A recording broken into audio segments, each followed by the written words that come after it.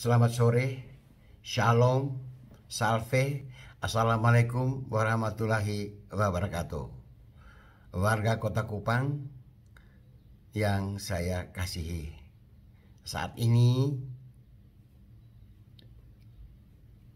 untuk menghadapi penyakit yang menghebohkan COVID-19, salah satu upaya yang ditekankan oleh Kementerian Kesehatan adalah kita berperilaku hidup bersih dan sehat. Bagaimana langkah-langkah agar kita berperilaku hidup bersih dan sehat itu? Yang pertama, saya menganjurkan kita, anak-anak kita, para orang tua di rumah, ya, bapak, mama, mertua barangkali, nenek, kakek, agar makan secukupnya, makan yang seimbang, perhatikan gizi dalam makanan.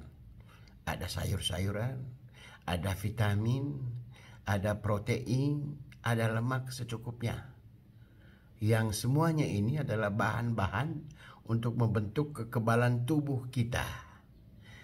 Yang kedua, rajin gerak badan, berolahraga 30 menit per hari.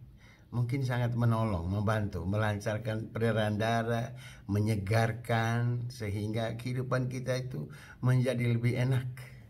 Ketiga, hindari stres. Ya, tidak ada satu manusia di muka bumi ini yang tidak mempunyai beban hidup. Tapi, mari kita hadapi, kita selesaikan persoalan kita satu persatu, sehingga tidak akan menambah beban pikiran.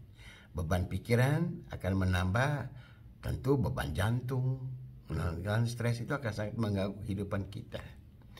Yang berikut, saya kira kita perlu juga rileks dan santai, ya, dalam bercanda dalam rumah tangga, tertawa, senyum, ya, bergaul dalam rumah tangga itu membuat kita jadi hidup enak, ya, hidup enak. Hubungan suami istri, adik kakak, berpacaran yang sehat, saya kira adalah hubungan-hubungan yang wajar yang meningkatkan juga daya tahan tubuh kita. Yang berikut, barangkali kita perlu dianjurkan untuk minum vitamin C. Bahkan para pakar boleh menambahkan vitamin A dan vitamin E. Ketiga vitamin tadi ditambah dengan bahan makanan yang bergizi, itu adalah bahan dasar untuk memberikan kekebalan pada tubuh kita. Para saudara, jangan lupa jaga kebersihan. Sekarang kita rajin mencuci tangan sebelum makan, pulang dari pekerjaan, pulang dari bepergian, ya, malam mau tidur, rajin cuci tangan, ya, supaya kita dihindari dari serangan virus.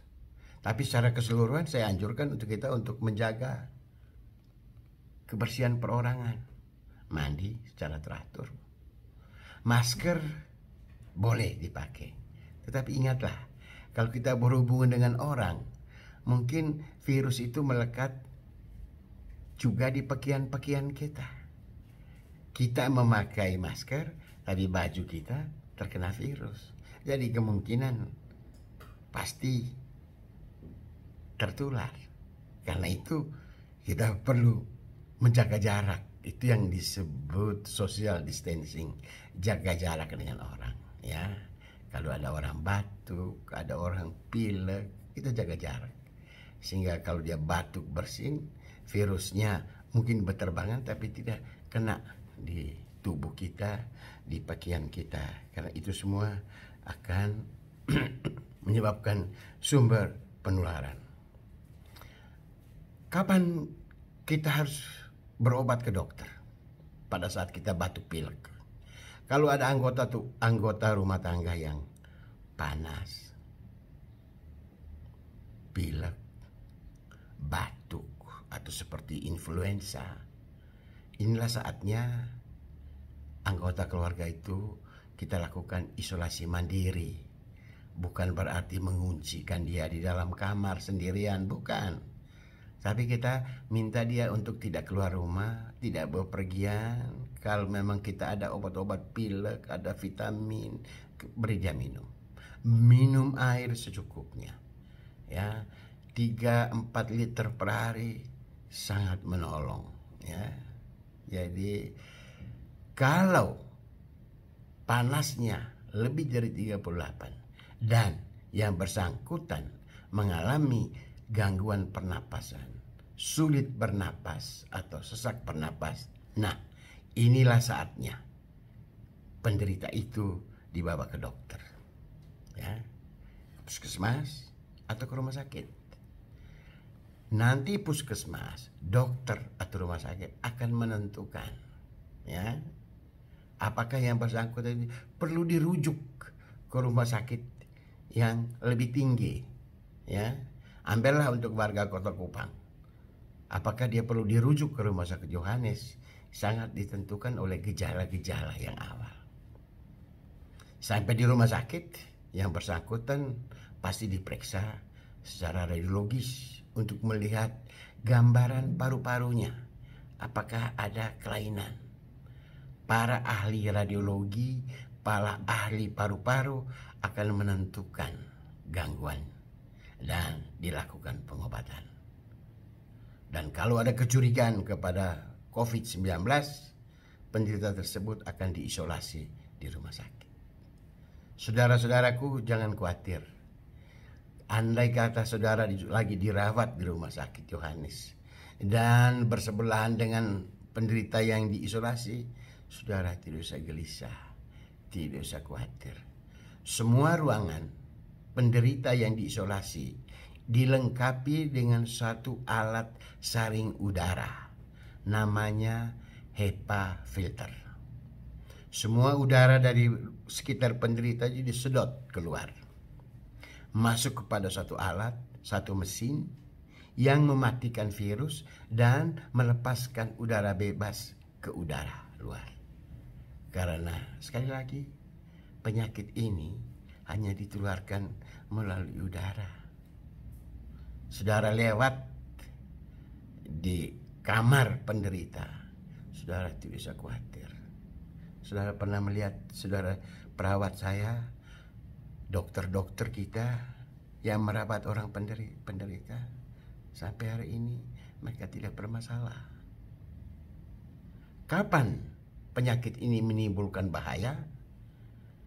Pertama, pada saat kita daya tahan tubuh kita atau kekebalan kita rendah. Yang kedua, ada penyakit-penyakit lain di dalam tubuh seseorang, sehingga virus tadi hanya nebeng, hanya numpang, ya, hanya numpang, sehingga bisa menimbulkan kematian karena memang kondisi tubuh kita, daya tahan tubuh kita rendah. Saudara-saudara sekalian, saya yakin dengan penjelasan singkat ini, intinya adalah kita meningkatkan kekebalan tubuh kita meningkatkan daya tahan tubuh kita meningkatkan kebersihan kita, sehingga perilaku hidup bersih dan sehat tadi itu akan menjadi kenyataan dan terwujud. Saya percaya saudara tidak perlu panik, kita semua bisa melakukan itu. Mulai dari kesehatan itu di dalam diri kita, dalam rumah tangga kita. Dan saya percaya kalau semua warga Kota Kupang melakukan yang hal ini, Kota Kupang akan tetap sehat, Kota Kupang akan tetap aman. Tuhan memberkati. Shalom, sampai kita jumpa.